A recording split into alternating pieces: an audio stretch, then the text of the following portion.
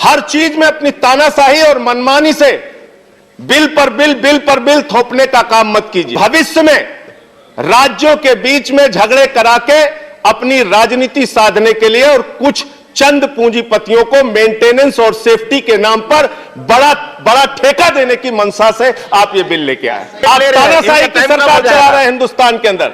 तानाशाही से लोकतंत्र नहीं चलता, तानाशाही से संसदीय परंपरा नहीं चलती साहब। और अरुण जेटली साहब को पढ़ लीजिए, वो सदन की बाधा को लोकतंत्र की मजबूती के लिए अच्छा बताते रहे हैं।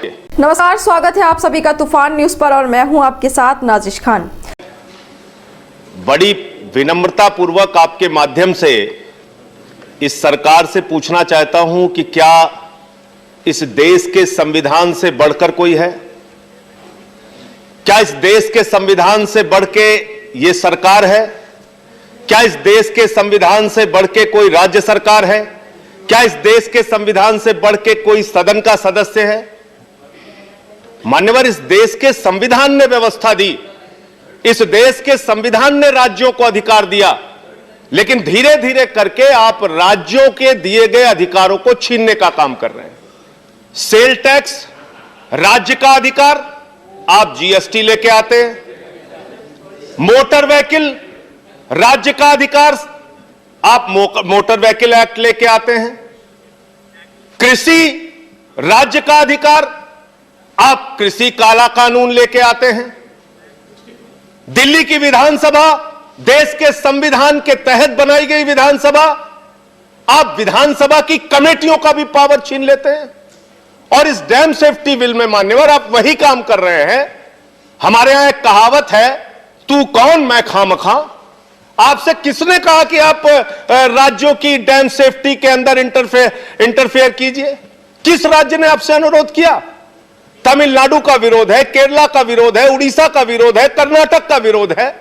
और साफ तौर से देश के संविधान की धारा 252 कहती है, दो राज्यों के अनुरोध के बगैर आप कोई हस्तक्षेप नहीं कर सकते। बावजूद इसके आप देश के संविधान के विपरीत जाके हर क्षेत्र में अपनी मनमानी और तानाशाही थोपते जा रहे हैं।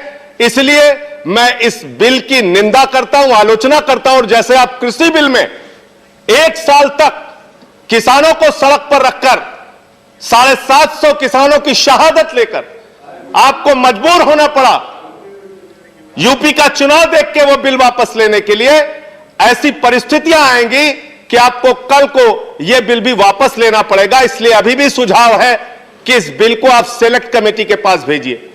हर चीज में अपनी तानाशाही और मनमानी से बिल पर बिल थोपने का काम मत कीजिए।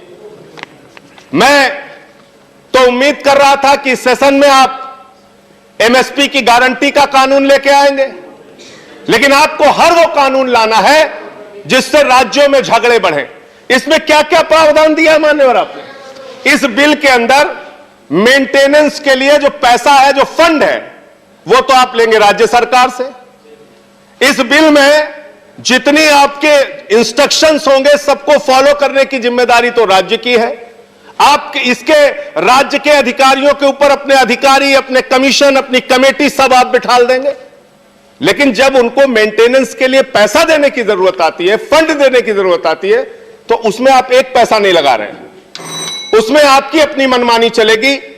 तो मैं ये पूछना चाहता हूं कि किस लिए आप ये बिल लेके आए? जहां पर आपकी राज्य सरकारें होंगी उनका फेवर करने के लिए आप ये बिल लेके आए। दो राज्यों के बीच में पानी का झगड़ा लगवाने के लिए आप ये बिल लेके आए और भविष्य में राज्यों के बीच में झगड़े करा के अपनी राजनीति साधने के लिए और कुछ चंद पूंजीपतियों को मेंटेनेंस और सेफ्टी के नाम पर बड़ा ठेका देने की मंशा से आप ये बिल लेके आए। राज्यों के अधिकारों के खिलाफ और उससे हस्तक्षेप, संघीय ढांचे के खिलाफ ये बिल है मान्यवर।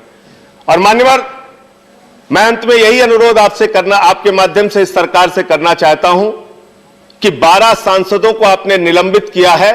आज इस बिल की चर्चा में आज इस बिल की चर्चा में हम लोग शामिल नहीं होते, लेकिन क्योंकि ये जनहित का एक बड़ा मुद्दा था, ये विषय नहीं, राज्यों के हित का एक बड़ा मुद्दा था, इसलिए हम लोग चर्चा में शामिल हुए हैं। अब इस भावना का सम्मान करते हुए उन हमारे साथी सांसदों को आप सदन में लाइए और उनके निलंबन को वापस कीजिए। धन्यवाद। ये सरासर नेक्स्ट स्पीकर उनके साथ आपने उनके अधिकारों को छीनने का काम किया। नेक्स्ट स्पीकर उनके अधिकारों को छीनने का काम आपने किया है।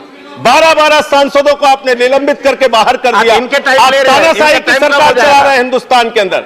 तानाशाही से लोकतंत्र नहीं चलता, तानाशाही से संसदीय परंपरा नहीं चलती साहब। आप डॉक्टर फौजिया खान का टाइम ले रहे हैं। अरुण जेटली उनका साहब, टाइम कम हो जाएगा। अरुण जेटली साहब को पढ़ लीजिए, वो सदन की बाधा को लोकतंत्र की मजबूती के लिए अच्छा बताते रहे हैं। और अटल बिहारी वाजपेयी जी को भी पढ़ लीजिए, 2001 में अंत में कह के खत्म कर रहा हूं, बिल्कुल खत्म कर रहा हूं। 2001 अरे सर, अटल बिहारी वाजपेयी जी का वक्तव्य तो याद करा लेने दीजिए इनको।